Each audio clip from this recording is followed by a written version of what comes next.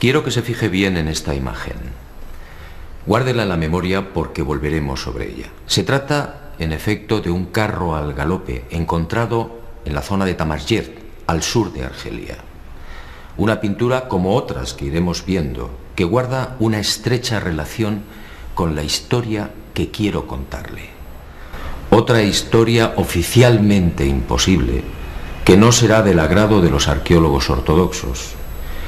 Pero la verdad, como usted sabe muy bien, no es patrimonio de nadie. Sígame y juzgue por sí mismo.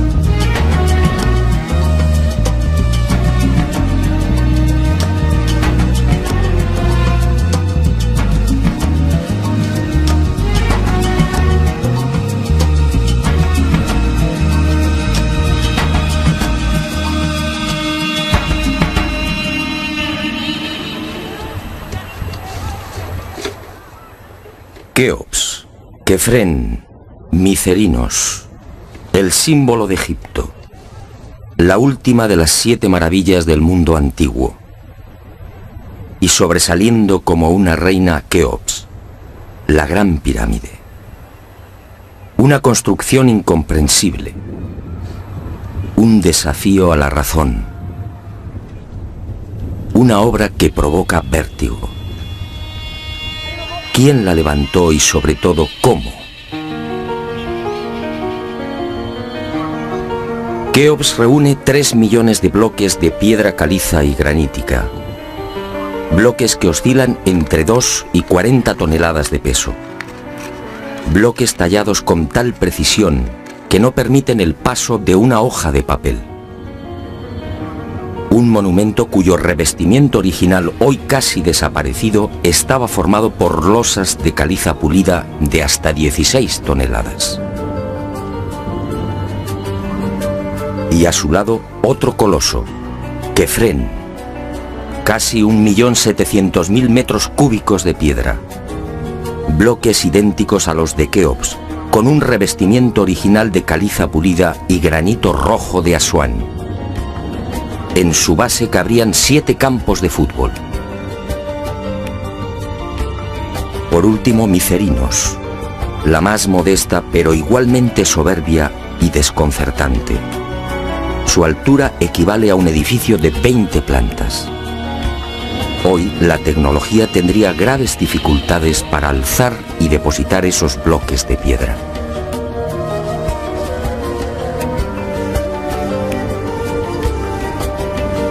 A la vista de estas mareantes cifras, el mundo se pregunta, ¿cómo lo hicieron? Para la arqueología oficial no hay duda. Las pirámides de Giza fueron obra de los faraones y se levantaron hace 4.600 años.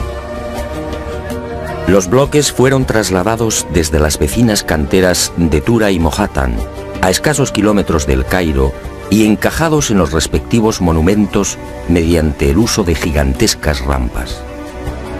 Rampas, dice la arqueología, por las que miles de obreros empujaban los bloques con el auxilio de rodillos de madera.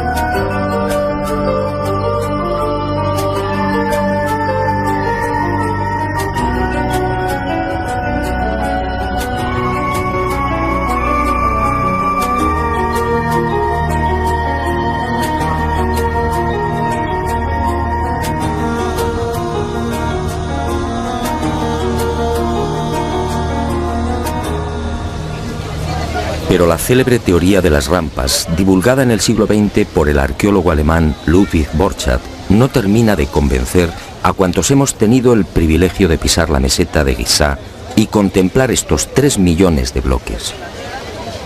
Y son dos las razones que ponen en entredicho la versión oficial.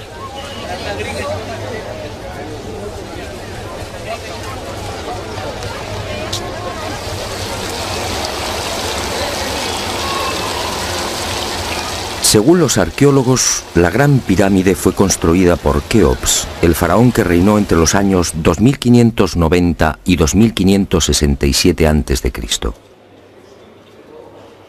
Basta un sencillo cálculo para comprobar que en esos 23 años de reinado, los trabajadores tuvieron que mover y elevar hasta las correspondientes hiladas un total de 357 bloques por día. 357 moles de piedra con pesos que oscilan entre 2.000 y 40.000 kilos. 357 gigantescos sillares en 12 horas. Es decir, un bloque cada 2 minutos. Por mucha mano de obra que pudiera reunir Keops, la empresa en cuestión resulta más que dudosa. Y no solo por el arduo problema de organización, sino sobre todo por las evidentes dificultades técnicas a la hora de izar y encajar estos monstruos de caliza, granito y mármol. Los arqueólogos más conservadores se defienden escudándose en lo escrito por Heródoto en el siglo V a.C. Según el padre de la historia, los bloques eran levantados de grada en grada con el concurso de una serie de máquinas formadas por maderos cortos. Esto, al parecer, fue lo que le contaron los sacerdotes durante su visita a Egipto. Pero la narración del escritor griego no constituye un punto de partida sólido y fiable. En el 450 a.C., cuando Heródoto recorre el Nilo, habían transcurrido 2000 años desde la supuesta construcción de la Gran Pirámide por Keops.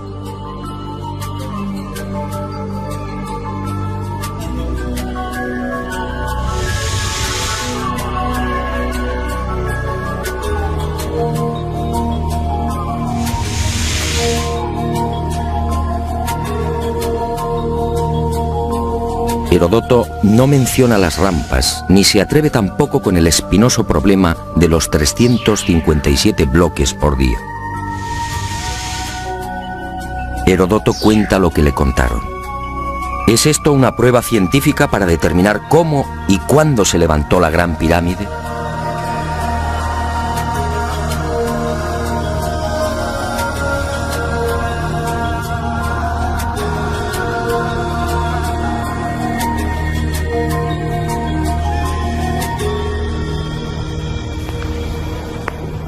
Pero existe una segunda razón de mayor calado que hace dudar de lo establecido por la arqueología.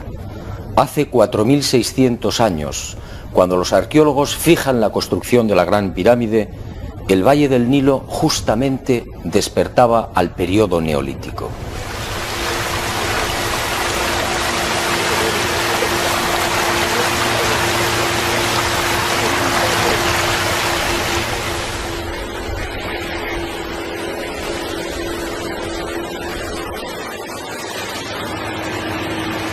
En otras palabras, tanto en el sur, en el Alto Egipto, como en las regiones del Fayum y del Delta Occidental, los habitantes malvivían en chozas de juncos y adobe. Se hallaban todavía en la Edad de Piedra, con un precario desarrollo agrícola y un incipiente pastoreo. Sus herramientas eran groseras, basadas principalmente en la industria lítica. Sería 3 siglos después, hacia el 2300 a.C., cuando estos pueblos entrarían en la Edad del Bronce. Y surge la primera gran contradicción. Si Egipto cambia la piedra por el bronce en el 2300 a.C. aproximadamente, ¿cómo pudieron levantar la Gran Pirámide 300 años antes? ¿Con qué herramientas? ¿Con qué clase de conocimientos? ¿Cómo explicar semejante salto cualitativo?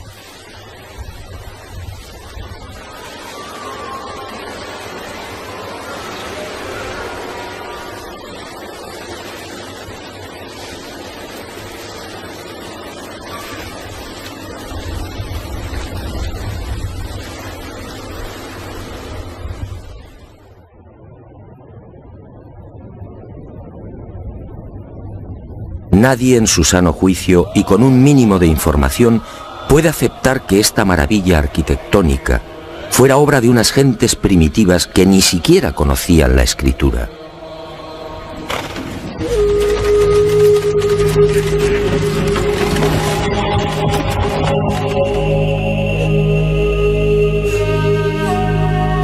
El testimonio de Heródoto, en efecto, deja mucho que desear. Hoy cualquier arquitecto o ingeniero comprende de inmediato las graves dificultades técnicas que debieron superar los constructores de la Gran Pirámide. Las cámaras, galerías y los mal llamados conductos de ventilación exigen unos profundos conocimientos matemáticos y arquitectónicos.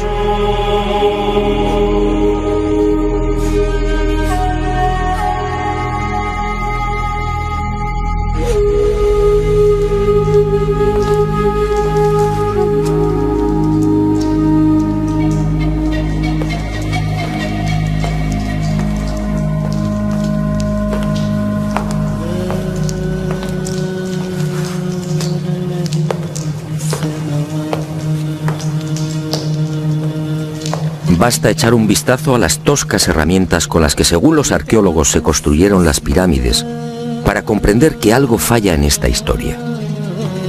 Unas herramientas, además, que no existían hace 4600 años. Es que estos mazos, niveles, bolas de dolerita, escuadras, trineos de madera y regletas sirvieron para establecer las asombrosas proporciones de la Gran Pirámide. ¿Cómo explicar, por ejemplo, que la desviación de la orientación norte-sur de sus caras no supere los 3 minutos 20 segundos hacia el oeste? ¿Cómo explicar la increíble perfección de la angulación de los bloques de revestimiento? Hoy solo podríamos alcanzarla con instrumentos ópticos. ¿Cómo entender que hace 4600 años aquellos pueblos neolíticos dispusieran ya de una medida tan perfecta como el codo? Como es sabido, solo en la era espacial se ha podido comprobar que el metro estaba mal medido. Su longitud en realidad es algo más de lo que siempre habíamos creído. El metro exacto tiene una longitud de 1.047. Pues bien, 2 codos egipcios equivalían exactamente a 1.047. El metro de la era espacial. ¿Cómo lo lograron? Pero las dudas y contradicciones no terminan ahí. Hasta el día de hoy, nadie ha logrado explicar satisfactoriamente el sistema de iluminación utilizado a la hora de construir las pirámides. Las tradicionales antorchas no sirven. No hay restos de hollín en techos o paredes. En cuanto a la fórmula de los espejos, reflejando la luz solar hasta lo más profundo, tampoco resiste un análisis medianamente serio. El movimiento del Sol obligaría a los constructores a una penosa labor de permanente rectificación. Esa luz sería útil como mucho para las salas y galerías más próximas a la entrada.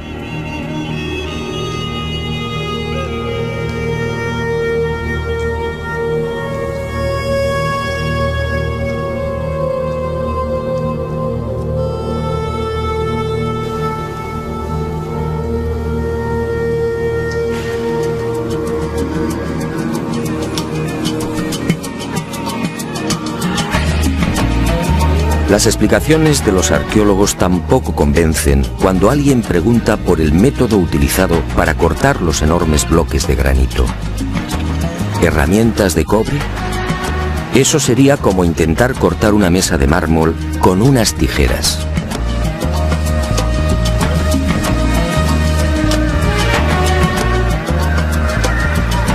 Y otro tanto sucede con el asombroso y enigmático pulido de los vasos de diorita y granito. ¿Qué clase de taladro utilizaban para que la cara interior ofrezca el mismo pulido que la exterior? ¿Cómo lo lograban si por las bocas de estos panzudos vasos no cabe siquiera la mano de un niño? Y otro detalle estremecedor. Al examinar el pulido de estos vasos y platos, los expertos han comprobado que a cada vuelta la presión ejercida era 500 veces mayor que la obtenida en la actualidad con los poderosos taladros de punta de diamante artificial. Y de nuevo la gran interrogante.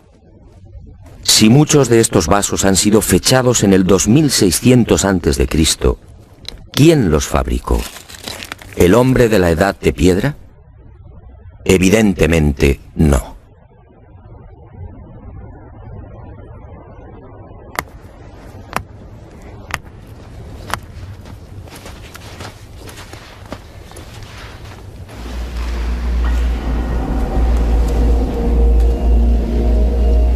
¿Y quién fue capaz de un pulido como el que presenta el supuesto sarcófago de la pirámide de Keops?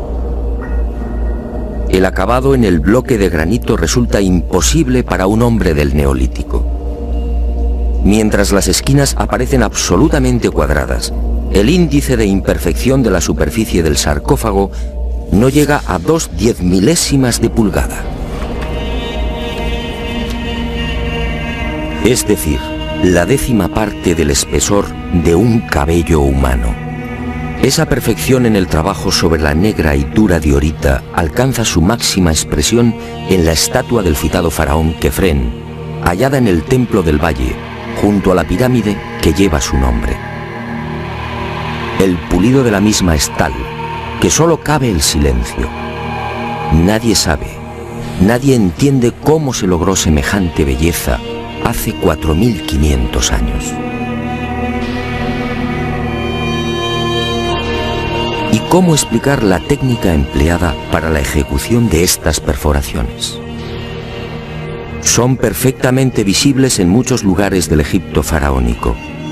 Aquí, en la entrada real de la pirámide de Keops, tenemos una muestra. Para la arqueología no hay misterio. Estos orificios, dicen, se conseguían mediante la introducción en la piedra de un cilindro hueco que al girar cortaba el granito. Pero al examinar la espiral grabada en el interior, algo no concuerda con la versión oficial. La distancia entre línea y línea es de 2.5 milímetros. Nosotros en la actualidad, utilizando taladros con punta de diamante artificial, solo podemos alcanzar 0.05 milímetros por vuelta.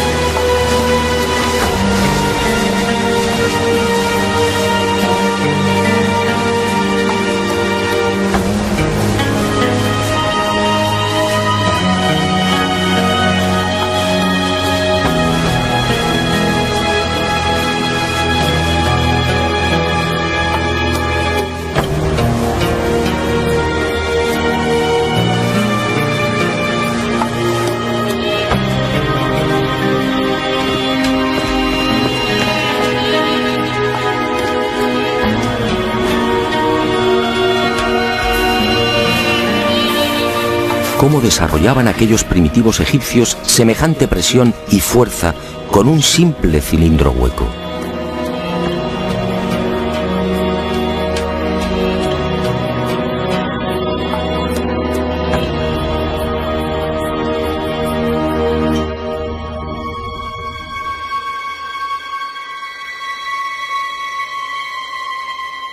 Y aunque algo posterior en el tiempo, también lo descubierto en la tumba de Tutankamón nos deja con la boca abierta.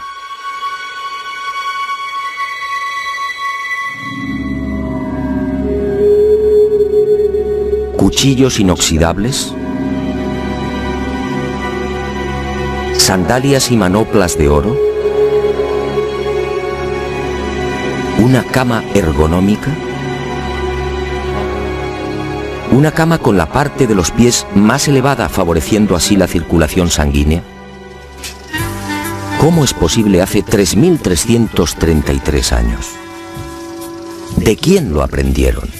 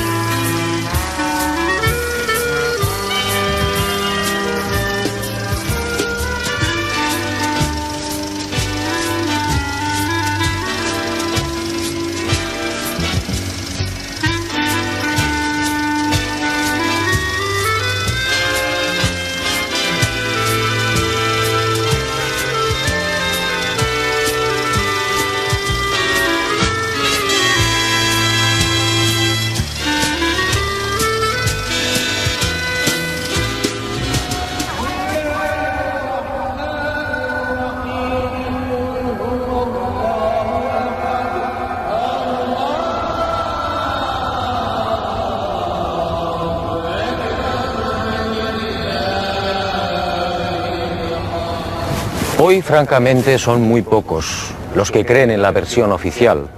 Hace 4.600 años, los pueblos que habitaban esta región no estaban en condiciones de imaginar siquiera este portento arquitectónico. Pero entonces, ¿quién levantó las pirámides?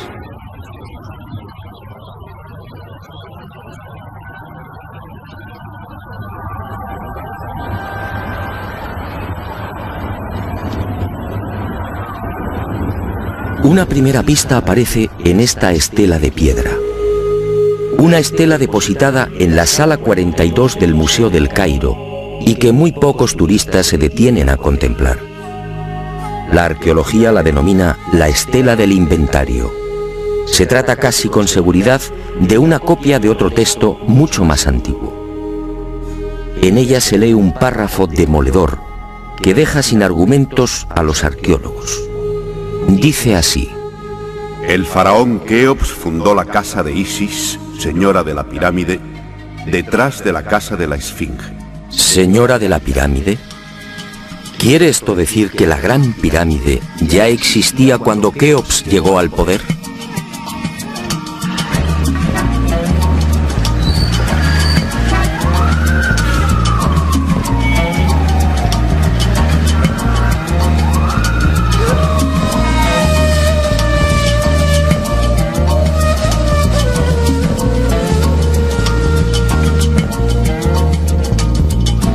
La segunda pista, mucho más espectacular, se encuentra a casi 3.000 kilómetros del Cairo. Y hacia allí nos dirigimos.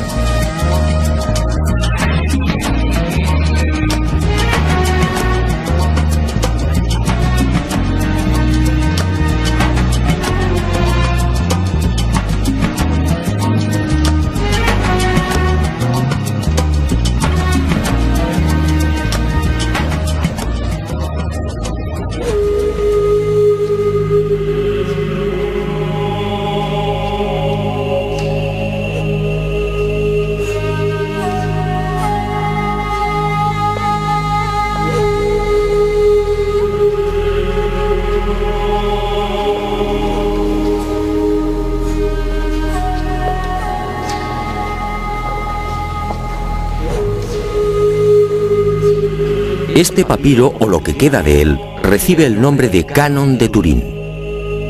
Fue descubierto en 1822 por el viajero italiano Bernardino Drobetti en la antigua ciudad egipcia de Tebas. El propio Champollion lo tradujo, concediéndole una singular importancia. Pero la arqueología ha preferido ignorarlo. Y no es de extrañar a la vista de su contenido. Esta escritura hierática procede de la época del no menos célebre Ramsés II, entre los años 1290 y 1224 a.C. Para algunos, el faraón que persiguió a Moisés. En total, 160 fragmentos correspondientes a 11 hojas escritas hace 3200 años y en las que se lee una extraña lista de reyes. Una lista de reyes egipcios imposible para la ciencia. Imposible, sí, porque de aceptar lo manifestado en este documento arqueológico, la cronología faraónica se vendría abajo. ¿Y qué dice este papiro de 1,70 metros de longitud?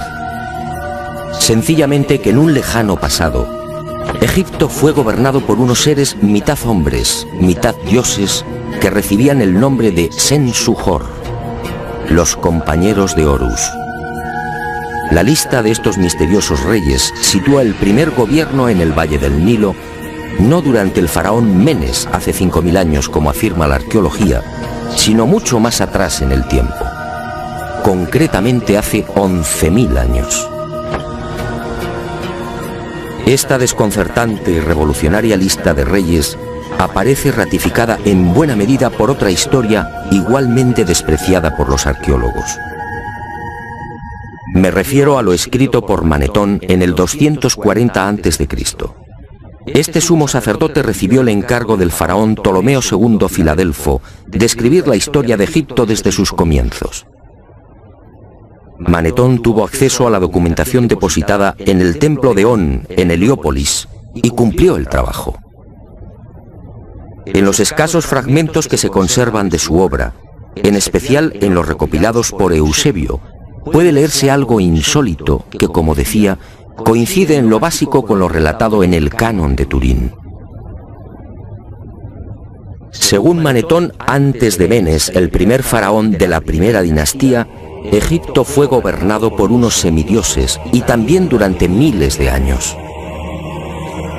El sumo sacerdote greco-egipcio no habla de los Sen-Suhor, pero la casualidad es más que sospechosa. ¿Quiénes eran los Sen-Suhor? ¿Por qué los califican de semidioses?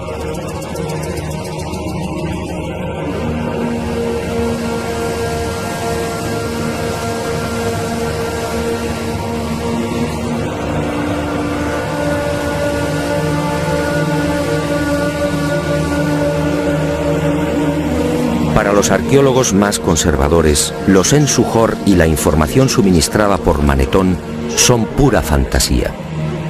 Y aparentemente tienen razón. Si Egipto fue gobernado hace 11.000 años, ¿dónde están las pruebas y los vestigios arqueológicos que deberían delatar a esas culturas? ¿O están ahí? ¿No será que la arqueología no los quiere ver?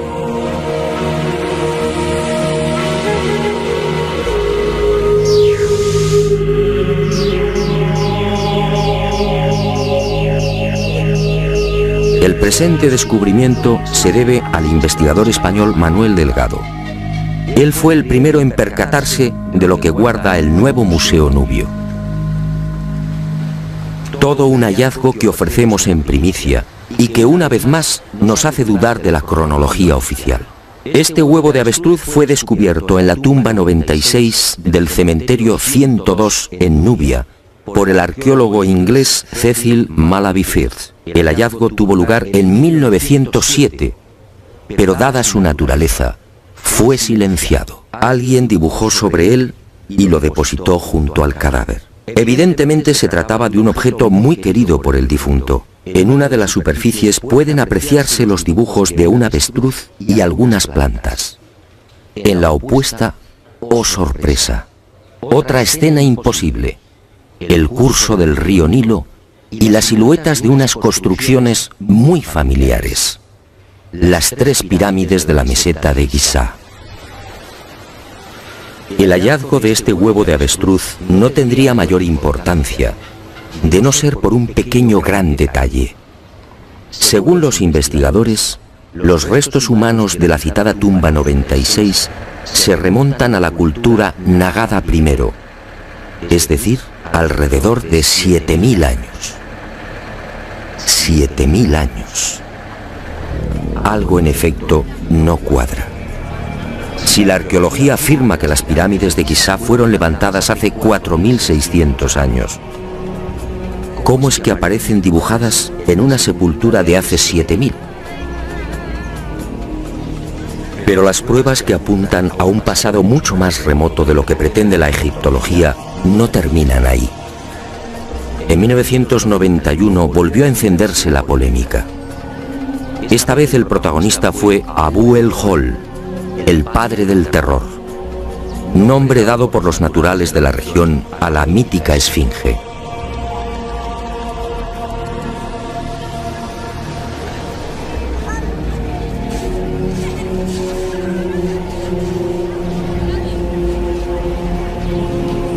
La esfinge, otro monumento emblemático de Egipto construido, según la arqueología, por el faraón Kefren hace 4500 años.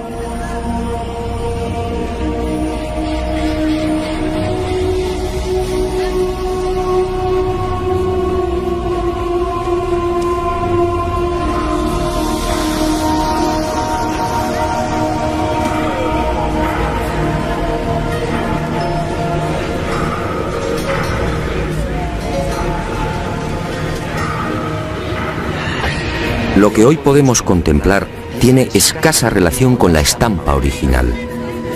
En el pasado se hallaba totalmente pintada. El cuerpo de león en rojo y el tocado de la cabeza en azul, con rayas horizontales en amarillo. Portaba una barba postiza y por delante de esa barba aparecía una estatua a tamaño natural. Durante la invasión de los mamelucos, la esfinge fue cañoneada y la nariz destrozada.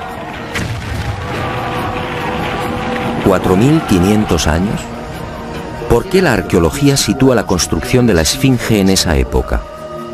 En primer lugar, por el parecido del rostro con algunas de las estatuas de Kefren, y además por el hecho de hallarse muy próxima al templo funerario de dicho faraón. Aunque parezca increíble, eso es todo.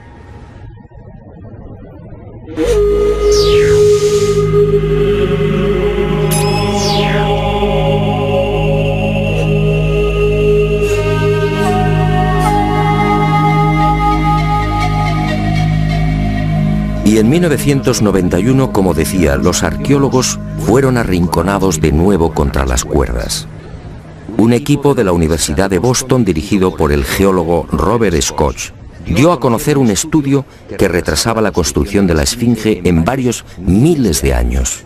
Mediante la utilización de ondas sonoras y micrófonos especiales, los geólogos norteamericanos exploraron las rocas que forman parte de la esfinge. El resultado fue asombroso. La zona delantera del monumento y parte de las paredes del foso que la rodea presentan una erosión de 2 metros de profundidad, provocada por las lluvias. En la época de Kefren, supuesto constructor de la esfinge, esta región era un desierto. La única explicación a esa erosión acuática hay que buscarla en un clima especialmente húmedo, entre el 5000 y el 7000 a.C. Casi mágicamente hemos llegado a un punto que ya fue contemplado en uno de los anteriores capítulos de este planeta encantado. ¿Recuerda?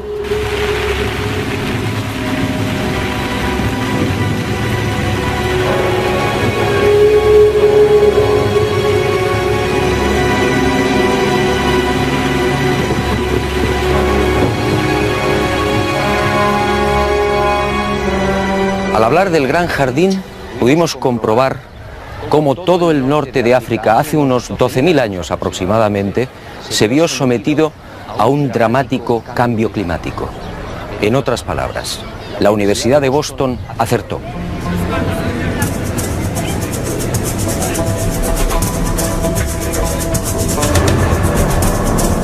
Fue a partir de esa época, hace ahora unos 8000 años, cuando los monzones perdieron fuerza y el Sáhara entró en un lento pero progresivo proceso de desertización.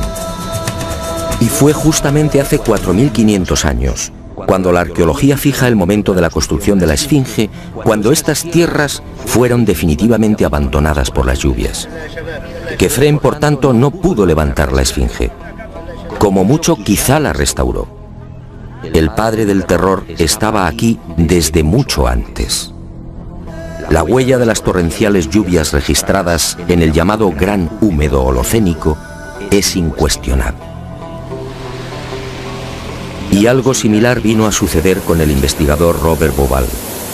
20 años antes, este ingeniero egipcio se atrevió a difundir una hipótesis que conmocionó a los seguidores y amantes del Egipto faraónico. Para Bauval, las pirámides de Giza no son construcciones aisladas. Las tres forman parte de un plan unificado minuciosamente diseñado. Y para irritación de los arqueólogos más conservadores, formuló una teoría que volvía a poner en tela de juicio la ya desacreditada cronología oficial. La tesis de Bauval es conocida como la correlación de Orión, es decir, el asombroso parecido en la disposición de Keos, Quefren y Micerinos respecto a las tres estrellas que forman el cinturón de Orión. Basta trazar una línea entre las tres pirámides y otra entre las estrellas del cinturón para observar que sendas ubicaciones son casi idénticas. Casi idénticas, sí, pero no iguales. El ángulo de las pirámides es de 172 grados y el de las estrellas de Orión en la actualidad de 181. Bauval se percató de esta pequeña diferencia y tuvo una genial intuición. Con la ayuda de las computadoras retrocedió en la historia y descubrió que la alineación de las estrellas del cinturón de Orión coincidía con la de las pirámides hace 12.500 años. No son demasiadas coincidencias. Por un lado, la geología demuestra que la Esfinge tuvo que ser construida en pleno Gran Húmedo, es decir, hace más de 9.000 años. Por otro, el papiro de Turín y Manetón aseguran que unos semidioses gobernaron el valle del Nilo hace 11.000 o 12.000 años, quizá más. También el huevo de avestruz hallado en la tumba 96 en Nubia nos dice que las pirámides existían ya hace 7.000 años, y la tesis de Bauval pone punto final, insistiendo de nuevo en esa misteriosa fecha, 12.500 años.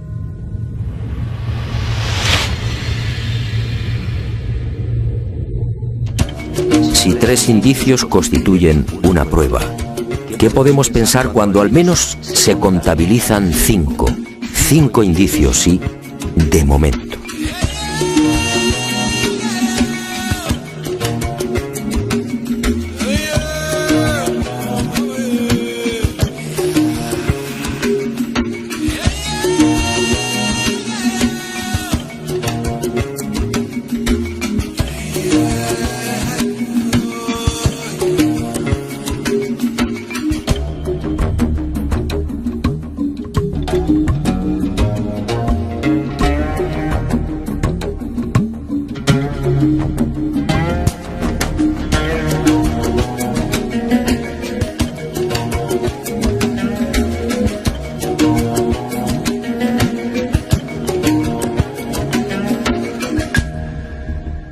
No, las pruebas que contradicen la versión de la arqueología oficial no han concluido.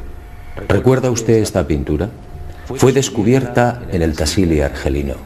Según los arqueólogos, tiene una antigüedad aproximada de 5.500 años, probablemente mucho más. Se trata, en mi opinión, de un carro egipcio. Pero ¿cómo es posible? ¿Un carro egipcio a 2.500 kilómetros del Nilo?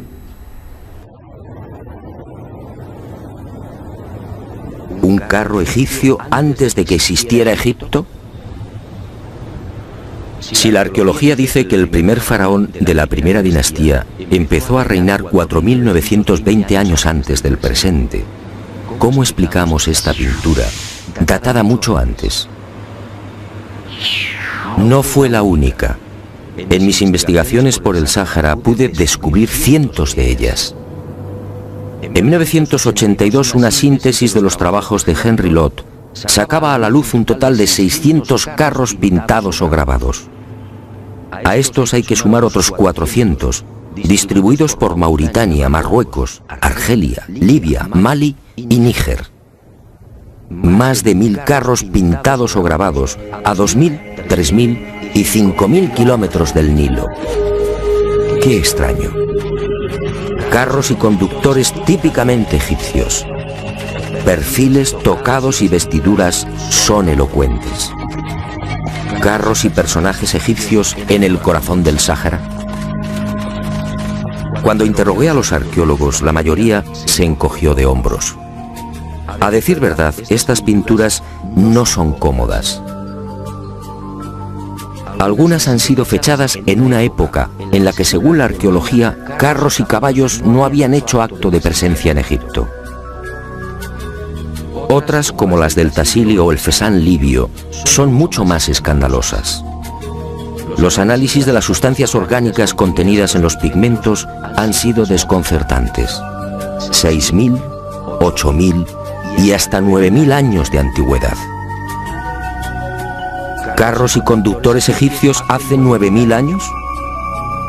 Y casi sin querer, a la vista de estos documentos pictóricos, la memoria vuelve a poner en pie los hallazgos de la Universidad de Boston, el papiro de Turín, la historia narrada por Manetón, las pirámides pintadas en el huevo de avestruz o el descubrimiento de Bubal.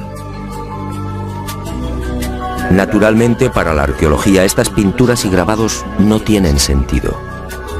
El caballo y los carros, dicen, entraron en Egipto hacia el 1700 a.C. y lo hicieron con la invasión de los Hicsos, un pueblo procedente de la Alta Siria que gobernó la mitad oriental del delta. Nuevo y grave error de la arqueología. El caballo y los carros, como demuestran estas pinturas y grabados, ya existían en el Sáhara mucho antes de la XIII dinastía. Otra cuestión es que no quieran reconocerlo. Y es comprensible. Si los egipcios y su cultura proceden del Sáhara, ¿en qué queda la supuesta hegemonía del Egipto faraónico?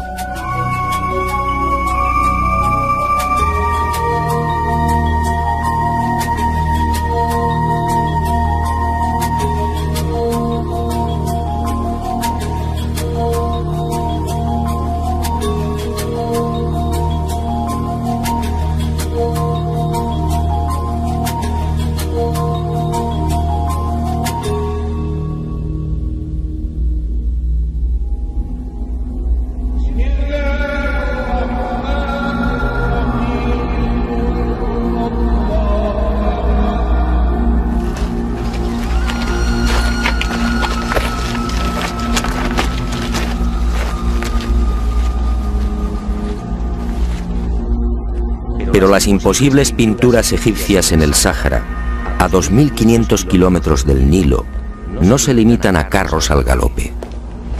Otras, para desconcierto e irritación de la arqueología, presentan escenas muy diferentes. Ofrendas. Personajes adornados con el ureus, la serpiente sagrada sobre las cabezas. Barcas igualmente egipcias. Vestimentas similares a las que lucen faraones y sacerdotes. Individuos de perfil al más puro estilo egipcio. Pinturas todas ellas muy anteriores al Egipto faraónico.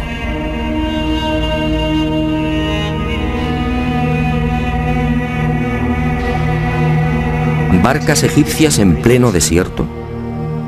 Si estas pinturas, como aseguran los confusos y confundidos arqueólogos, fueran tan solo el testimonio de la influencia de la 18 dinastía en esta remota parte del Sáhara, ¿cuál sería el sentido de las mismas?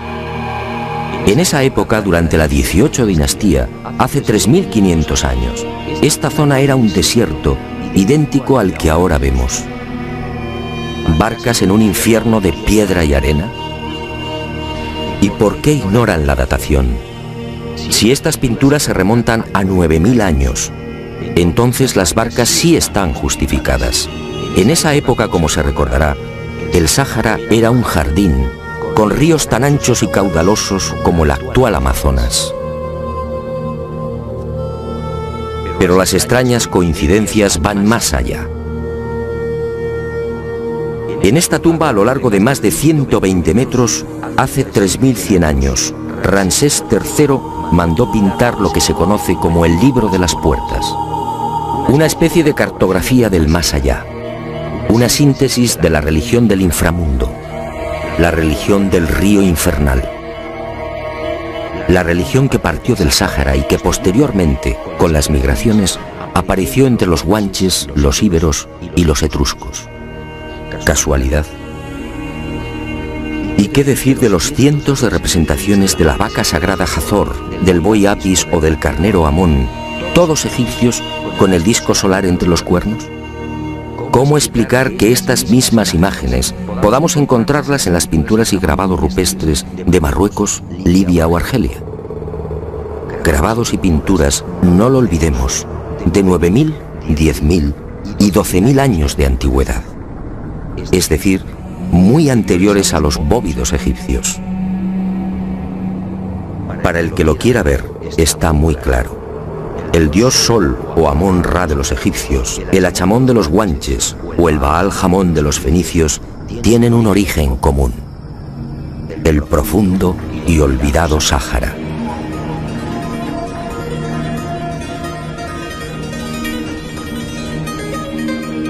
Puede que Herodoto y Diodoro de Sicilia tuvieran razón.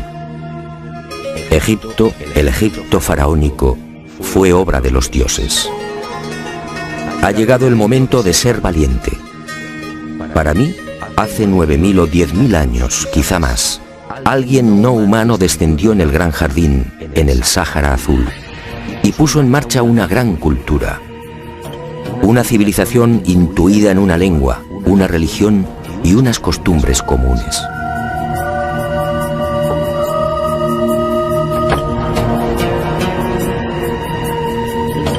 Esos seres, esos dioses de cabezas redondas pintados en Tassili, podían proceder de Orión.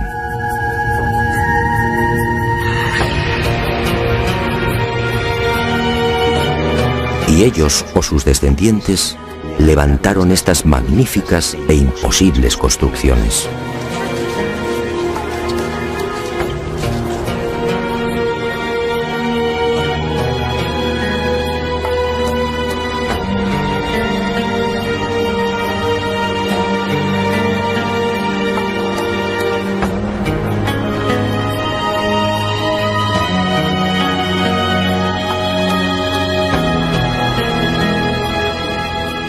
¿Cree usted que se trata de un sueño?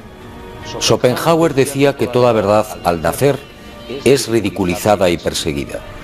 Demos tiempo al tiempo. Algún día el hombre se verá obligado a escribir de nuevo la historia.